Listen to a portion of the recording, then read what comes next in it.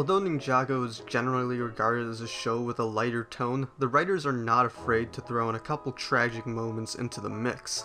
These can happen through a character losing something or even go as far as a character's death, but these scenes are always some of the most memorable from every season.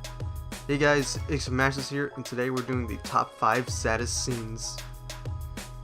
Now, I don't usually do this, but I do want to mention a couple honorable mentions here. The first one's being Cole turning into a ghost and the Harumi flashback scene.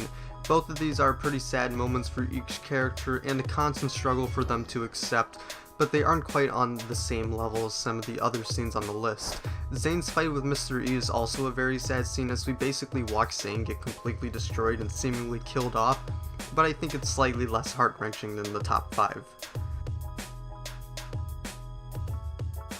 Nia's death was the culmination of an entire season's worth of building the relationship between her and Jay. We had seen the struggles and we had seen them sacrifice themselves for each other, so in the end when Nia was killed off it was very sad for everybody. However, the moment was short-lived, as they just reversed her death literally a minute after killing her off, which kind of nullifies the effect a little bit, which is why I'm keeping it lower, even though in the moment it was very sad. Garmadon's sacrifice is a mostly well done scene. We watch as Lloyd reflects on his journey with Garmadon and how he helped him overcome his past and become good again.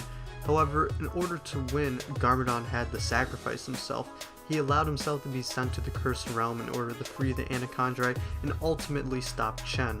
It's a sad moment, especially for Lloyd, but I think they could have done it a little bit better. It just feels a little bit too forced to me, since they basically tried to do another scene, which we'll get into later, but it just doesn't work as well here. Still, this scene definitely deserves a spot.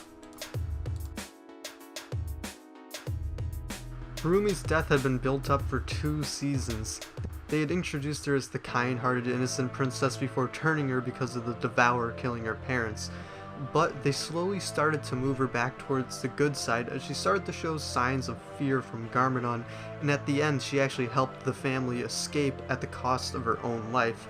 It's a really sad scene and it does a really good job completing her character arc, although she may end up coming back later on since we don't officially see her die and it's left fairly open, but even still it's a very sad scene.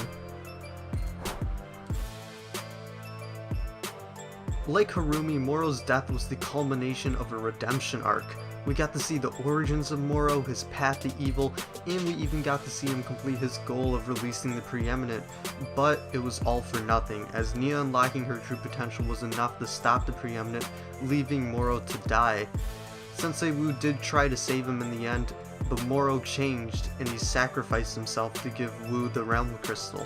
It was a great ending for a great villain, although he did come back for Day of the Departed, but that was very short-lived. And to the shock of probably nobody, Zane's death is at number 1.